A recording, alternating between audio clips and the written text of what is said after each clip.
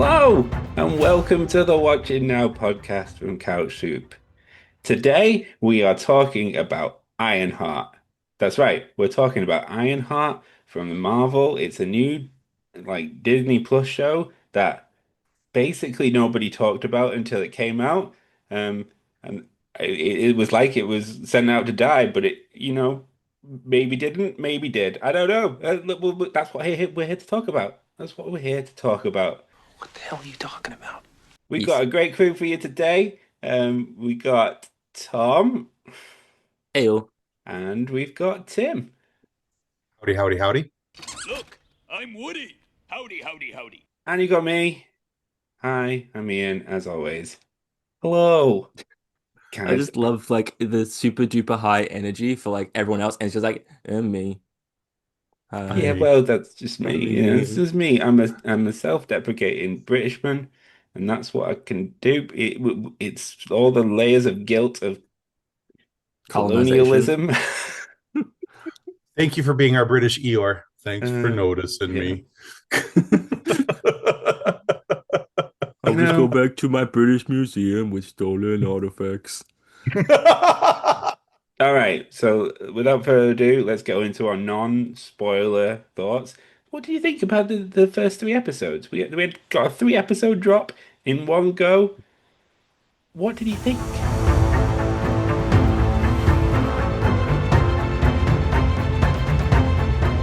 I didn't think it was that bad of a start. Going into Ironheart, I didn't have that high of expectations. I thought it looked cool from the few trailers. Um, so honestly, I thought it was okay. I think it's like currently on par with like my liking of like Falcon and Winter Soldier and Hawkeye. So I think it's around that level of quality. I think there were solid performances across the board. I think the visual effects, CGI for one, actually look half decent. I didn't see anything that really stuck out as like this is abhorrently shit. The pacing did feel a bit to me. Like sometimes it was going too fast, sometimes it was too slow, and it's just bleh. I did get a little bored, and I got a bit sidetracked by things, but I don't think that's the show's fault.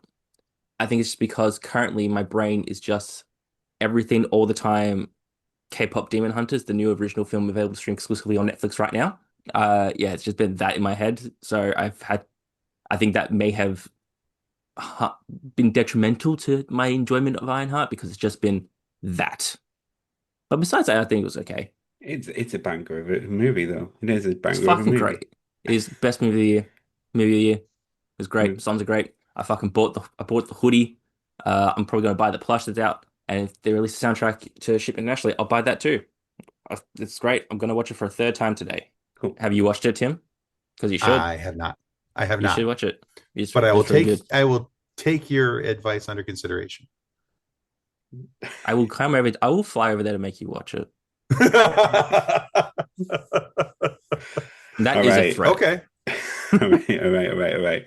Tim, what did you think in non-spoiler thoughts? Non-spoilery. I like the fact that with this show, you're able to, without having to have knowledge of who and what Riri Williams is, what Ironheart is, you're able to jump in this show, even if all you know of her is what you saw in Wakanda Forever. I think that that's a nice plus to this character so far, is that you're able to pick up the story and just go with it. So that's helpful. I actually liked the pacing of the first three episodes. I'm one though who likes a little bit of a slow burn. So I like the slow burn. I like the story build. I like the character build. I like that they sped it up in spaces where I thought it was appropriate to speed it up. But I thought for the most part, because she is an unknown entity for a lot of reasons, I felt like they were uh, slowing down the pace a little bit to make sure that there was some proper world building and everything else. And I just thought it was interesting that before the show even came out, that there was so much vitriol and hate being thrown the way of this show, which seems to be anything that happens or anything lately that comes from Disney. Mm. It's just getting slammed no matter what. I saw a lot of people who were commenting that this is the worst thing that Disney has ever done, the worst thing that Marvel has ever done. And I just wanted to ask, did you not watch Secret Invasion? He's right. Because that I was pretty mean, god awful. yeah, that was fair. That's fair. We haven't got to the end Um, of this series yet, so it's got yeah, time to take a turn. But tech, exactly. But so Secret far, Invasion was one of the worst things I've ever seen in my life. Um, I had like faith in the first two episodes of Secret Invasion, just I was and then so I hyped wasn't. after the first Yeah, couple of episodes of that show, and then my hype went slowly, started cresting the hill, and then immediately just dropped yeah. completely through the floor. And that has, of course, we've only got 6 episodes of this show, so we have the first three that we watched. We have another three coming up, and so halfway through, I don't feel like I'm as worried about it as I was after the first couple episodes of Secret Invasion. I feel like there's a lot of potential here and a lot of room to grow, and a lot of ways for this to branch off into other things. And we can get all into that in a couple minutes here. Tom, you had a counterpoint during. Oh no, it wasn't. It was not a counterpoint. It was just added context of the vitriol. It's just racism sometimes, Oh yeah, yeah, yeah. That is true. You're not and wrong. it's because the lead is a black woman That is Yeah, also true. God forbid that there be a woman in a lead role, and even worse than that, oh my God, it's a person of color.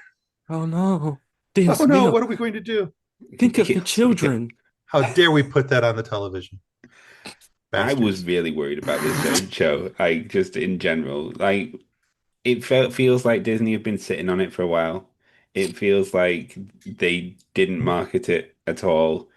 And maybe that was a choice because they knew that it was going to get like the internet buzzing about racism and sexism and shit like that.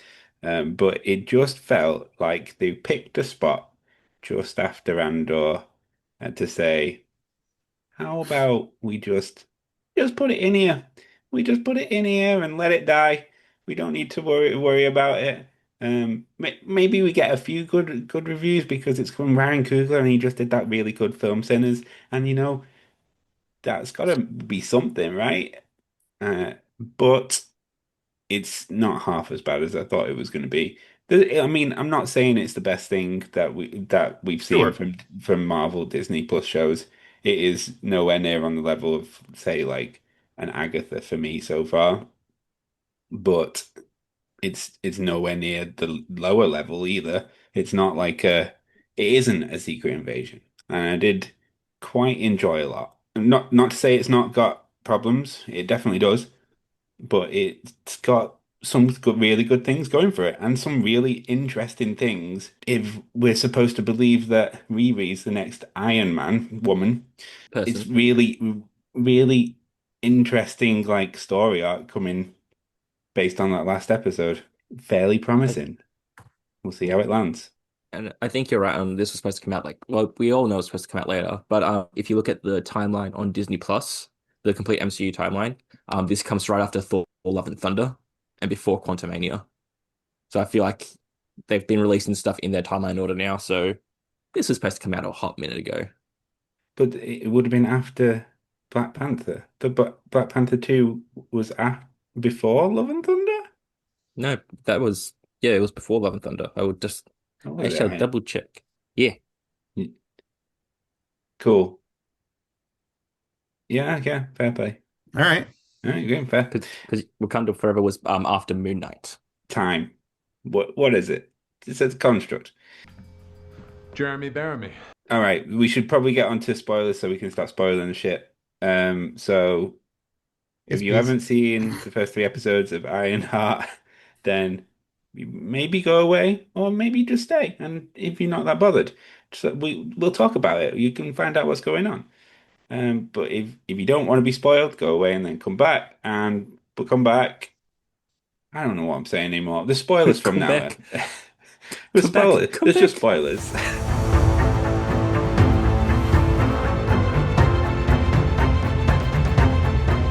Baby, come back. Yeah. Shall we start with Riri? I don't want to. It's three episodes here. We can't go in like timeline order here. Riri Williams, then she gets kicked out of MIT because Mhm. she's doing other Blow people's shit up. homework and shit.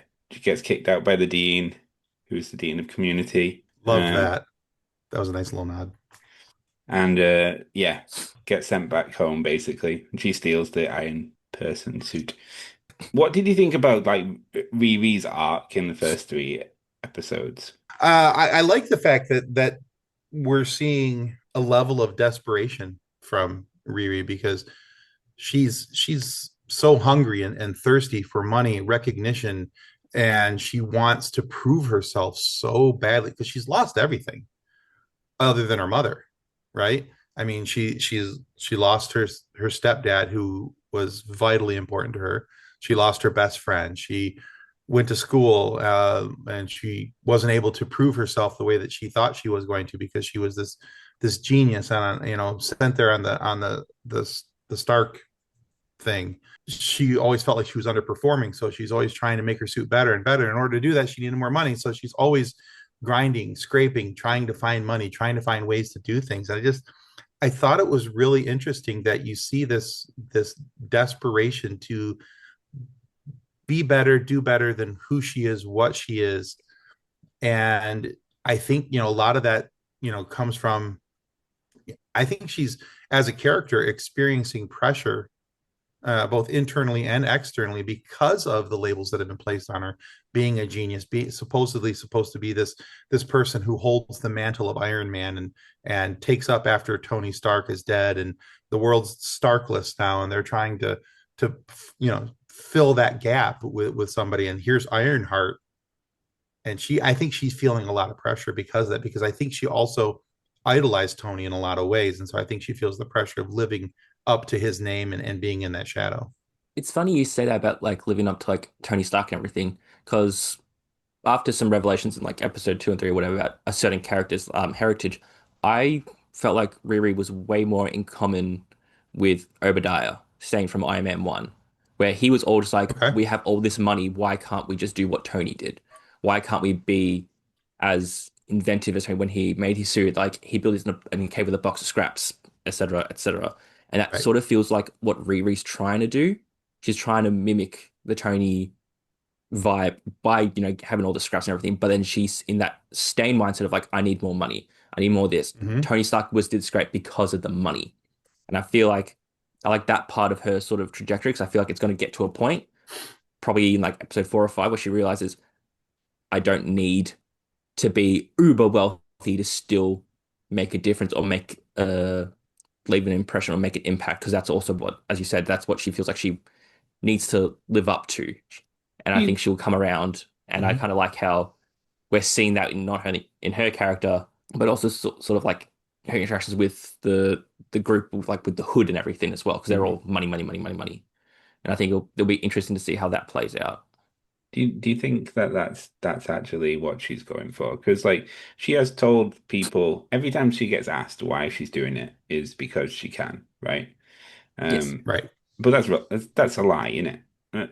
Uh, it's not to prove to people that she can, because she's already proved that she can. She proved it with the in Wakanda Forever. She's what proved it because she's literally flying at the very start of this season in the Ironheart suit. Yeah, it lands rockily, but like she is doing the damn thing. Like there's a different reason for her wanting that suit. It's not just because she can.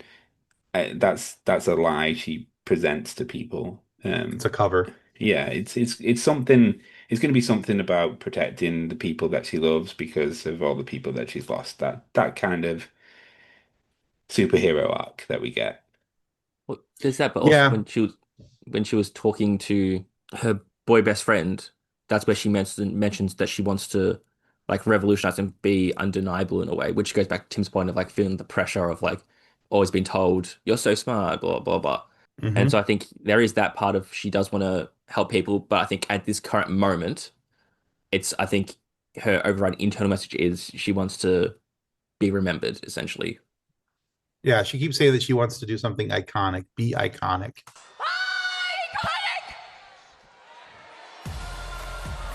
Mm. And I think that goes back to the whole pressure of the Stark name and being attached to Stark in any way, shape, or form that she has been. So, that puts I can only imagine the type of pressure that would put on somebody in that type of situation, where somebody you've idolized, somebody you have watched, and somebody who took an interest in you, and you got this whatever, I can't remember what it's called when you get a scholarship. There we go. You get a scholarship and from the Stark Industries, and it's Tony Stark related. There's all these different things.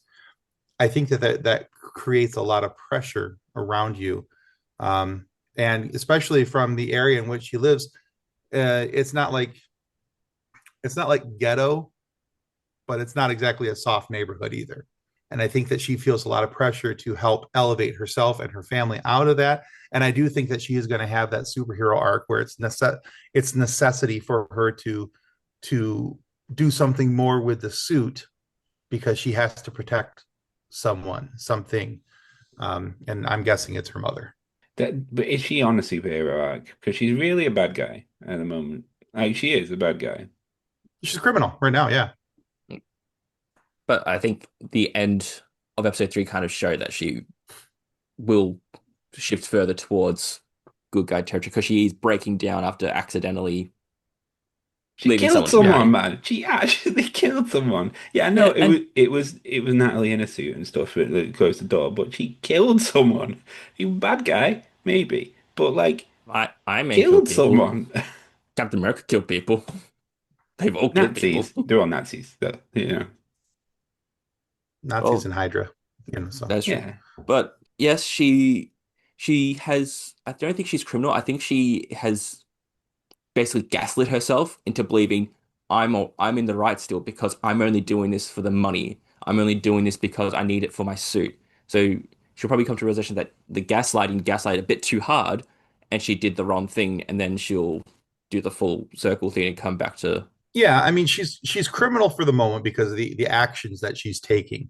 I don't think she has a criminal mind or criminal heart. Those things clearly bother her what she's doing. She's doing it for purpose and intent. And it's almost a bit of Robin Hood because where she gets some of the things and she's wanting to share it with her friends and take care of her friends. Like she tried giving that one dude, new headphones Yeah. and these expensive headphones because that's born out of guilt. It's not the normal superhero arc we have seen uh, in Disney Plus shows. Anyway, she has started out the wrong side of the tracks, talking like an old man. because you are. I did think that uh, Dominic Thorne's performance was a bit better than Wakanda Forever Okay. Agreed. because I feel like because I haven't watched it in a while, but it did feel like she was a bit shoehorned in some moments because it's like, oh, Black Panther, and Ironheart, like, giving her more time to sort of like develop as a character and to spend time with her, I think is doing well for her as a whole. Agree. Yeah. I I mean, I felt the can't. same way in with Wakanda Forever. I liked the inclusion of Ironheart, but it also, like you said, it felt like she was wedged into the storyline just for the purpose of having her in the story. Just be Yeah. like, There's a hey, lot there's a lot that could have happened in Wakanda Forever without Ironheart's inclusion, and the story would probably be very much the same. Yeah, So I can't watch Wakanda Forever again. But it's just I can't do it. I just think I don't know. It equally makes me sad, and I don't think it's one of the best films that we've seen. Like it's just very well acted by most of the people in it. It was a very touching movement for Chadwick Boseman, but I basically forgot everything about Ironheart in it because I'm not itching to go back and watch Black Panther 2 to have another cry. I'm just not. it's also yeah, like I could do three it. hours or some shit.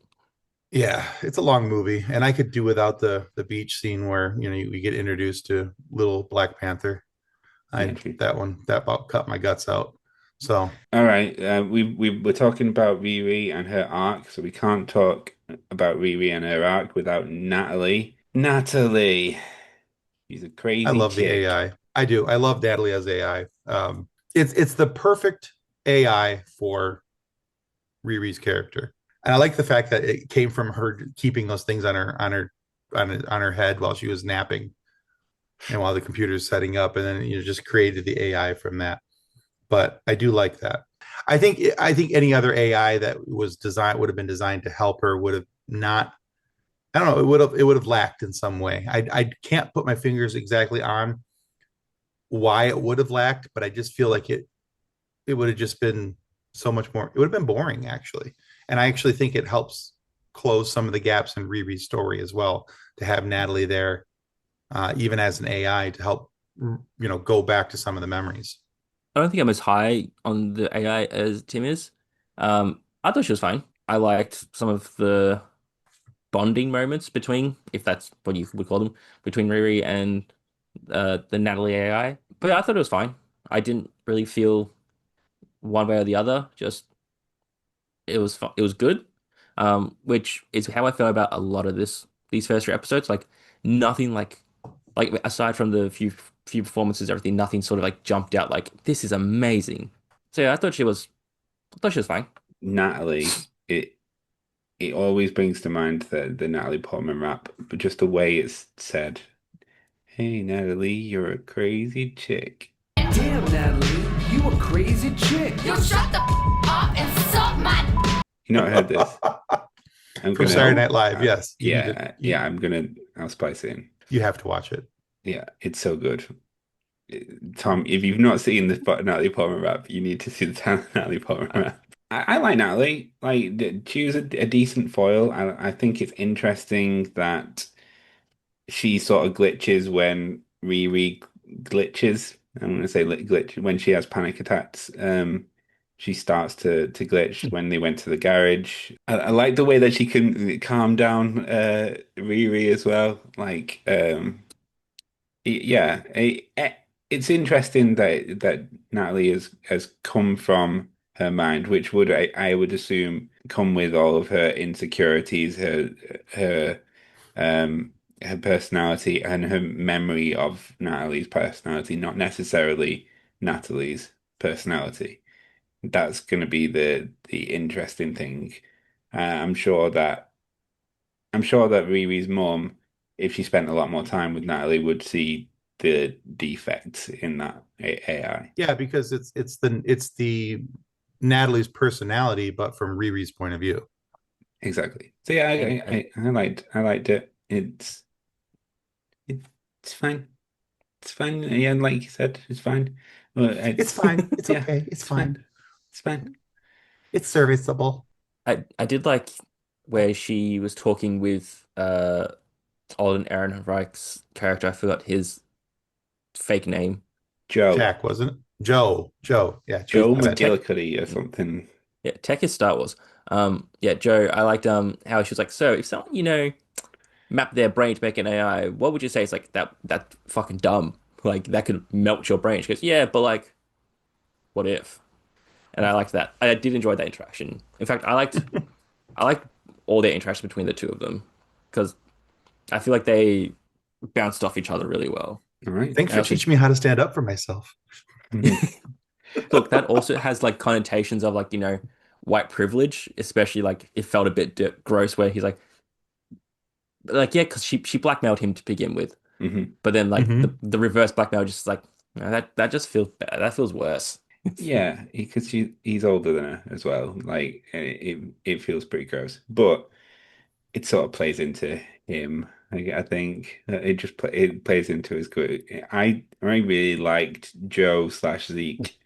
Um, I I I think he was a good neurotic. Well, he's going to be a villain, but he's not quite a villain yet. It's that kind of character. You know that he's coming. You can see his vengeful spitefulness when he destroys his neighbor's like Flowers. flowers. Yeah, after Mhm. that dog poop just in his Smiling lawn. as he's cutting them. Yeah. The bad guy's just around the corner. That is for sure. And I don't think Riri leaving the thing at the greenhouse is going to help anything. Oh yeah, the skin thing. The nanoskin thing. Yeah. Well, I how about you, Tom? And what do you think of Zeke slash Joe? And how I said gross he is to have his father in like a bag which looks like flour. admittedly that got a bit of a chuckle out of me because it's just like he was like, why is he in a baggie? We didn't have a great relationship. Like, I don't know. It's Marvel humor, but like that little bit was just like baggy. What? I snickered when he got out the dustbuster. Yeah, that too. And then like half it just still blew up and like didn't go into the dustbuster. Um, I thought it was interesting because I liked how it's the tie back to Iron Man 1. Because like Mhm. Marvel's been doing this thing recently where they link back to Phase 1 a bit. Like Brave New World did it. and now this show's doing it as well. Whilst he doesn't like seem anything like his father, I think he will feel betrayed by Riri losing the skin, and then it will tie back to him, and then that will send him on his villain arc. Whether that happens next episode or in episode 6, and like it just spirals into something else, who knows? But I just like Golden Ehrenreich. I think he's a great actor. Um, and I think he pulls off sort of like the quirky, weird dude really well. That is correct. He was great in Cocaine Bear. You are correct. I did not watch that because it sounded so dumb. You're wrong. You're wrong. It's fucking amazing, Tom. Again, you're disappointing me with your lack of pop culture knowledge today, Tom. What, two things. Yeah, I'm sorry. I'm sorry. My pop culture brain has been taken over by K-pop demon hunters, and I have not. Even if I have seen something, I would have forgotten about it. I mean, fair. That is fair. Sliding it in again. When he first showed up on screen, I didn't realize that it was Han Solo 2.0. But yeah, and I always call him that because I wasn't a fan of him as Han Solo. Anyway, long story short, I really actually liked Alden Ehrenreich in this role. I think he plays a neurotic character far better than I gave him credit for. Just some of the little things probably that I didn't appreciate about his acting in the movie Solo, I appreciated more here. He's got good comedic timing, and just his delivery of the lines and everything, I think he did really rather well. But yeah, so I'm very excited to see him make that turn from neurotic Joe who thinks the world's out to get him and he's scared to death of everything, and that now that he's learned how to stand up for himself, that immediate friendship is going to get squashed, and that's the start of his villain arc. And I'm very excited to see where he goes with this. Now, coming into this show, I've never read any of the Ironheart books. My knowledge of the Ironheart universe is pretty thin. But I did go do some research on Ezekiel Stane. He is a supervillain in the Ironheart series, so we're going to see. It just makes sense that we're going to see him at some point. And I do think that at some point she's going to have to. We'll see him battling with Riri, possibly the Hood as well. And I'm have thoughts on more on the Hood than I do on Ezekiel Stane, but I'm excited for where this is going to go. I'm looking forward to seeing Alden as a bad guy and see how he pulls off a true villain. I find it interesting that he was collecting all this stuff without doing anything with it. I don't quite understand his motives there, but I did pop off with his all of his live, laugh, love like signage as well. Like there was like 4 or 5 different in places where he'd put it. My nephew was watching it with me and he noticed that and he's like, "That's like the 4th live, laugh, love sign I've seen." I'm like, yeah, you're right. I think he was, aside from live, laugh, love collecting, I think, like you said, it made him feel close to his dad. And I think it was just maybe like a trauma response or like a grief response. Like even if he wasn't close to his dad, like he probably still misses him in some capacity. So I think that's why he was just collecting. And even when Riri first went down to his bunker, he said he'd never really touched anything. He just collected it for the sake of feeling close to his dad. But then the second he held it, he's like, okay, now I'm gonna be like a tech bro. So I think now it's more he wants to collect stuff to better humanity. So I think that was his reasoning. All right, let's move on then. Let's move to the crew. We'll leave a Hood till last. We'll talk about what I believe is probably the worst part of the writing of the show, and for a good reason. Like there's too many people in that crew. Too many people I don't give a shit about because they haven't managed to make me give a shit about them. Why is the clown? There's the 2 blood sisters, or brothers. I don't know. There's the hacker guy who I don't remember the name of. There's Eric Andre who left Rampage. Baffling to me that you only get Eric Andre for that amount of time in a series. What that is baffling. You've got John, Rip, But he's good with knives. and what I've already said clown. Like there's too many people in this crew.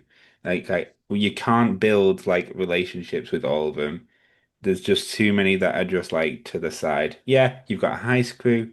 It's for heists and stuff. We've had two heists already, but like they're not servicing the story for me. Like you can't give all of them good writing. It's just they're all there. That's it. As you mentioned, that's like, yeah, I did not remember any of their names. To me, I just saw them as sort of like bodies, and like I'm assuming they're mostly gonna die. Like, well, one's already bit the dust, John. I feel like the rest of them are gonna. They're just there for like this sort of like shock value of dying. I did like the fights with the Blood Sisters Hmm. because I'm like, wow, for these little fight scenes interjected within a show not about the fight scenes, this is better than Daredevil Born Again because they didn't cut so fucking much. Because that was my biggest issue with that show was every fight was a punch, was a cut, and they didn't do that this time, and I like that. I'm like, wow, I like these better than the entirety of season one of Born Again. But aside from that, I could not tell you anything about them, not any of their characterization. I could not tell you anything besides that. Again, John likes knives, and they all like fit into like a stereotype, but I could not tell you the stereotype. Clown likes explosives. Touche. Hmm. I think that's intentional, though. Honestly, Hmm. I think it's intentional that I think what that is that it's not it services the story, but not in the way that I think you're thinking of.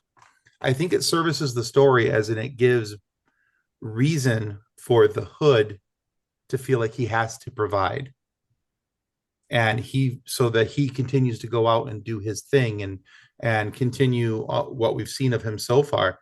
So I don't think that the fact that we remember everybody in this party matters, because I like Tom said, I don't know that they're going to be around very long, or if they are around for a little bit longer, it's not going to matter because I think they're only going to have bit roles from here on out, because I think the story is about to switch, and as the story shifts for to Riri becoming the superhero, Stain going towards his villain arc, and the Hood continuing his villain arc, and we find out more about him and what he's about. I think we're going to have less and less, and I think we will lose a couple more members of his crew, which is going to affect the Hood even more. I think that's all they're there for, is to help service his portion of the story and why he does what he does. So I don't think it matters that we remember all their names or what their likes or dislikes were or anything else along those lines, other than John likes knives and Clown likes explosives and the Blood Twins like punching. I get that, and that's where my mind was going as well. Like they're just a service. But to Ian's point, I would have liked if I felt more attached to them. So like when they did eventually die, like I would feel something. But like at this point, I feel like they'd die. I'd be like, oh no, oh well, moving on. Hmm. Yeah. And Oh, for sure. But I also think that's part and participle of only having 6 episodes, because they're trying to squeeze a lot of story into 6 episodes.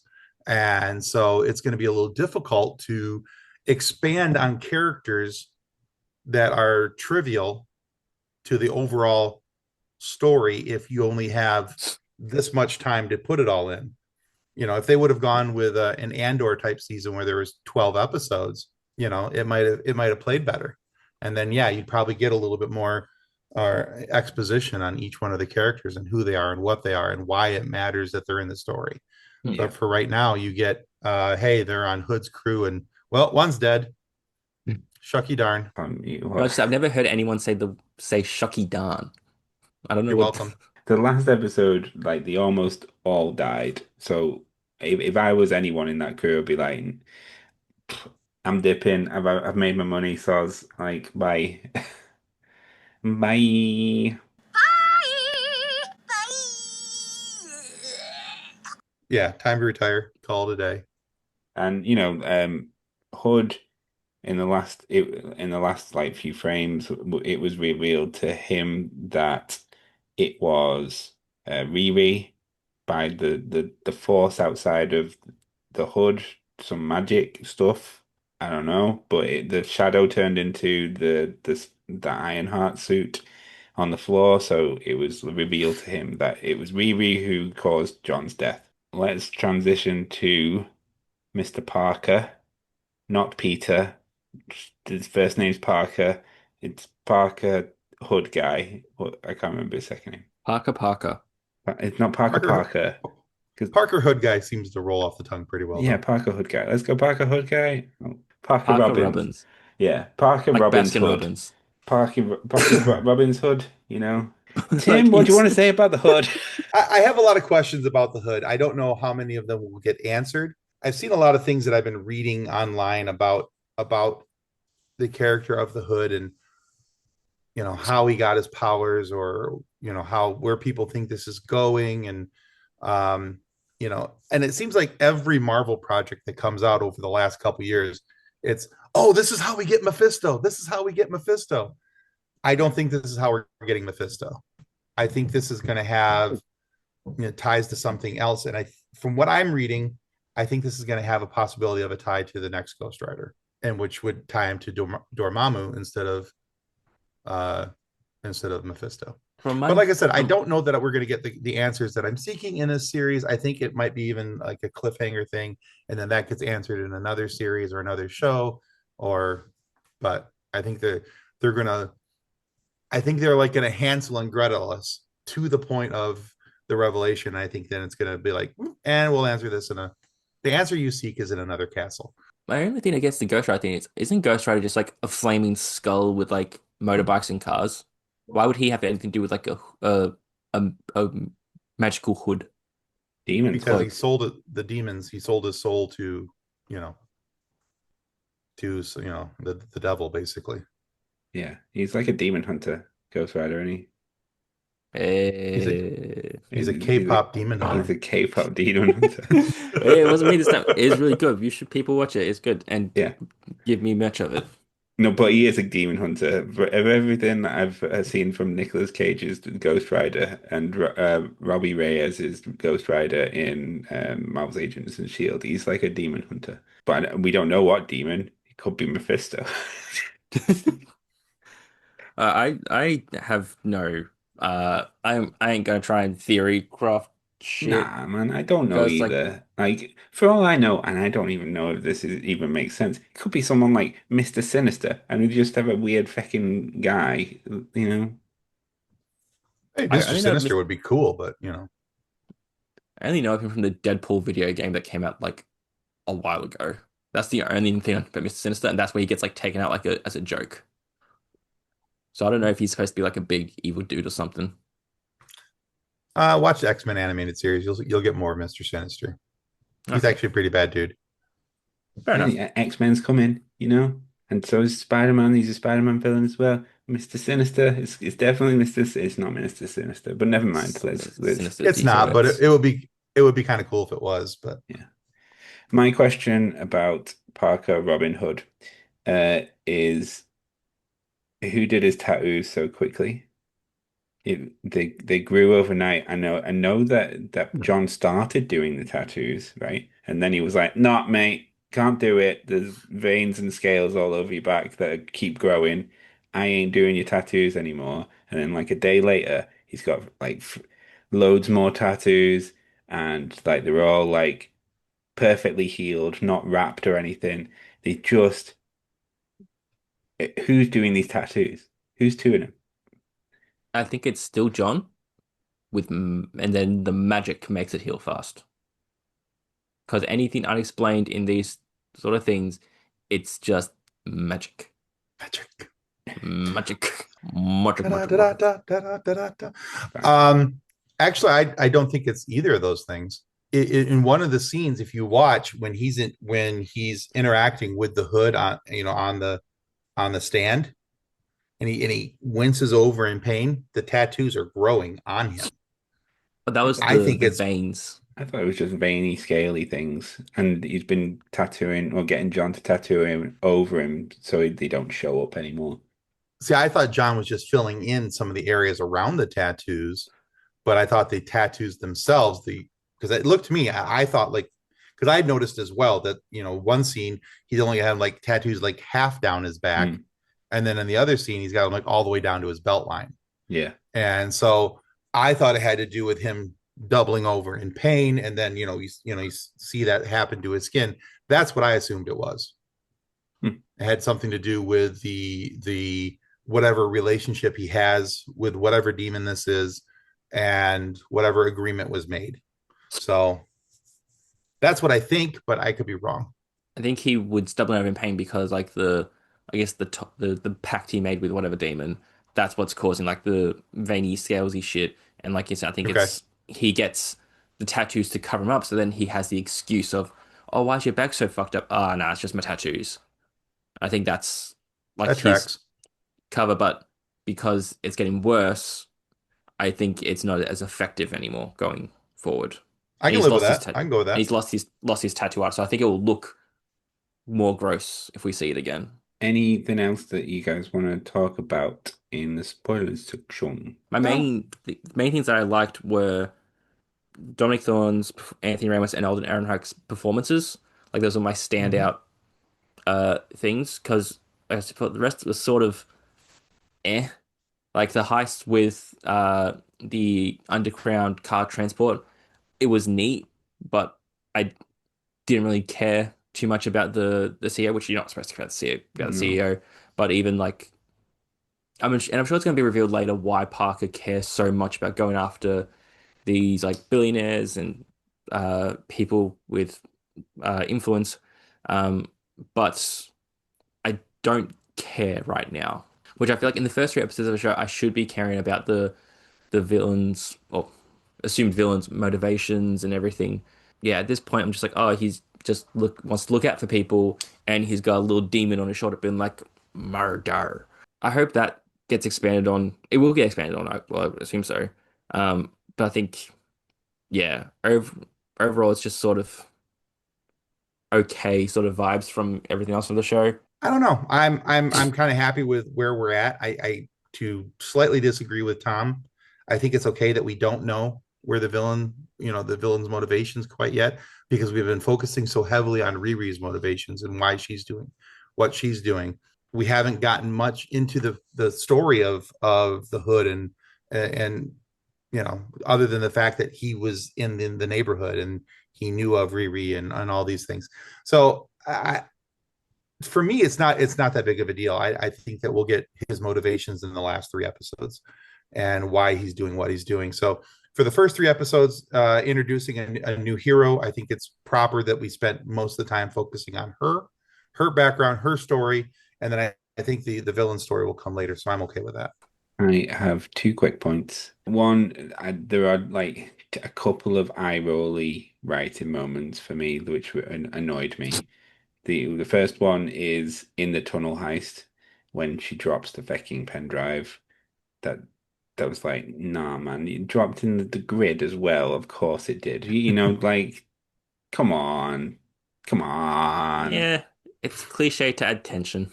And the Yeah, second one was she's supposed to be really smart, and she could see that her laser cutter thing was like triggering alarms or about to, and then she just didn't give a shit. She just went for it anyway. She's supposed to be really smart. Like that's the thing. When smart people do dumb shit, that annoys me. That I didn't get because like fair. she book smart, not street smart.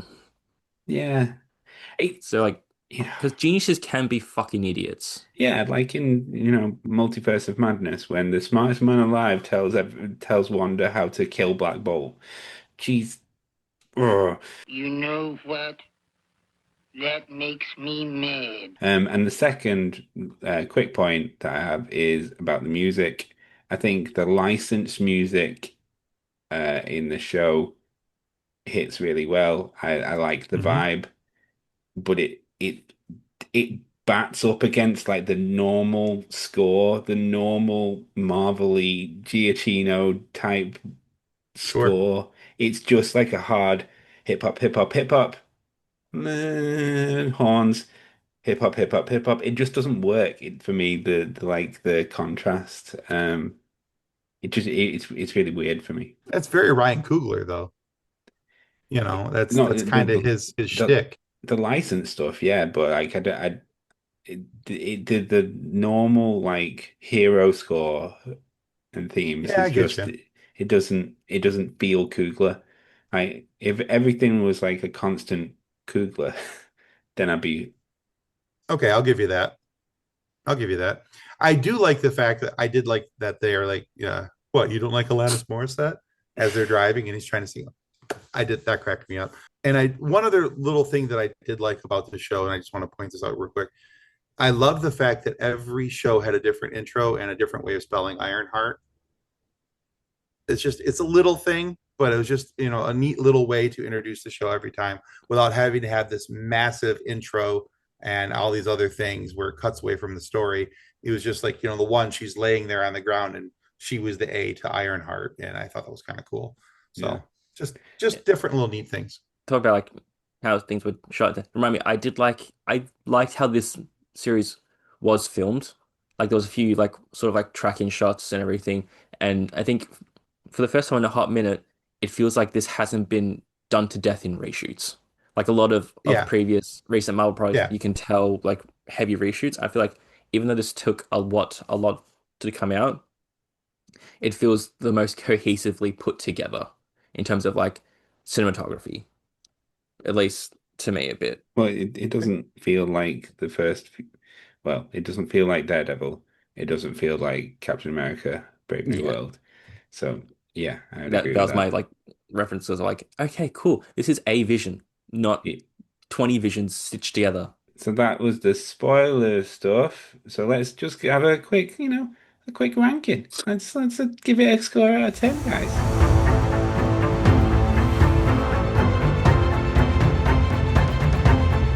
But like I said, my favorite bits were Riri Parker and Alden Ehrenreich's uh, Zeke's performances. I think they were the best part. Um, but as I also said, there wasn't anything that got me overly excited. Again, cool performances, but nothing was like, man, I can't wait for the next episode. I'm just like, cool. Could that be due to other factors? Maybe, but I won't say it again. Um, I can see the potential if they can stick the landing. But like at this stage, it's sort of hovering, yeah, like I said, around that Captain America, no, Falcon and Winter Soldier, Hawkeye level. So at this point, I'd be a 7. Actually, I have this exact same rating as Tom. Yeah, 7 out of 10. It's a solid show. I don't think it's a set the world on fire show, but I think it's a solid show, and I think that it has a lot of potential for moving forward and what it can introduce into Marvel and can help them gateway a couple of other things. I'm curious to see what the chemistry between Natalie and Riri does as we move forward. I'm curious to see the villain arcs begin for uh, uh, Zeke and the villain arc continue for the Hood. Those are the things I'm excited about, but I don't know that it's going to move the needle for me past the 7. Even if we get some of those answers, I think this is the series that where we're trying to cram too much into 5 gallon 10 pounds of crap into a 5 pound bucket, and there's going to be some things left on the chopping room floor that would have been important. And I think that we need to have this series needed to be easily at a minimum 8 to 10 episodes, more than likely 12 or 13, in order to really get an understanding for a character who was taking a beating in the press and everything else, for people to truly understand who and what she is. I don't know that 6 episodes is enough. I'm pleasantly surprised by this series. I honestly thought that this was being sent out to die because they had no faith in it. And that's probably still the case, that they don't have faith in overall critics. We've seen some of the reviews be pretty harsh.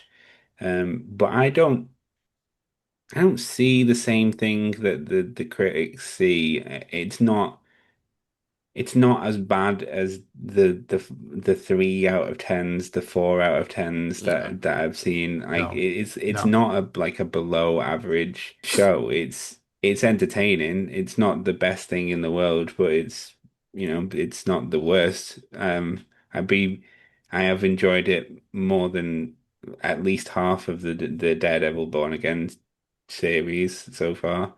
It runs for me about a 6.5. There are some problems. I'm quite interested on how we get a superhero from someone who's just killed one of a group. I'm interested to see how she becomes an actual superhero. we'll see. Hood's a decent character. Everything's just like decent, great. Hmm. It's good, fine. Like it's not like disgusting. It's not like it's just it's there. It's just there, and I'm enjoying what I'm seeing. We'll keep going. We just keep going on this, and I'm sure it'll be a solid series. Yeah, it's pretty much it feels like you're slightly above average Marvel TV show so far. Yeah. It's no secret invasion, and I'll take that.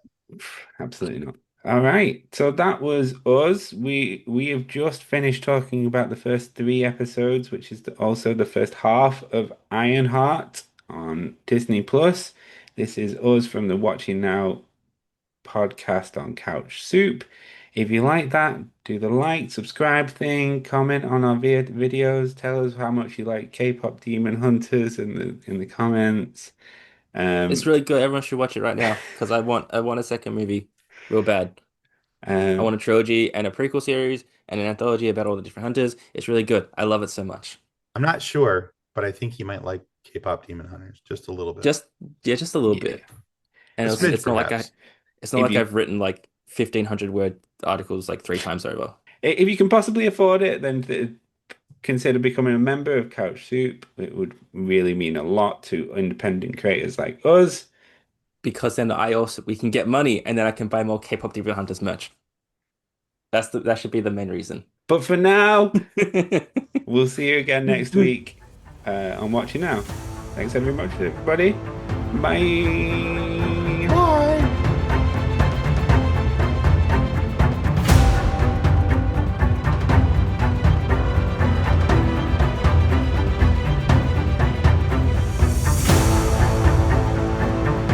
That voice with like live long and prosper, was that like a Winnie the Pooh voice with like live long and prosper you just did? A little bit. So at the Fair. end of every one of my shows, when we're done, I always, after we say, I thank the audience for listening, and then I say, may the force be with you as you continue to live long and prosper. Goodbye. She starts to glitch when they went to the garage. Like, This episode is. what were you doing? I hit a button on my phone and it popped up, and I was not expecting a pop up. My apologies. Sorry, I thought that was Tom. Nope, that was me. Totally me. Get fucked. I just assumed dickhead move, Oopsies. you know. When have I ever accidentally played a video? Don't know. You fucking right twat. Parker Parker Robbins. Robbins. Yeah, Parker Like Robbins Baskin Hood. Robbins. Parker Robbins Hood, he's Robbins. He's Robin for the. What are you on? I don't know, He's man. Robbins. But he's Parker Robin, and he's got a hood. He's Robin Hood, but but his name's Parker. I think that's what they were trying to go for, and it's sort of really around the. I get how you tried. I get how you're saying the thing, and I think it's just because you're tired.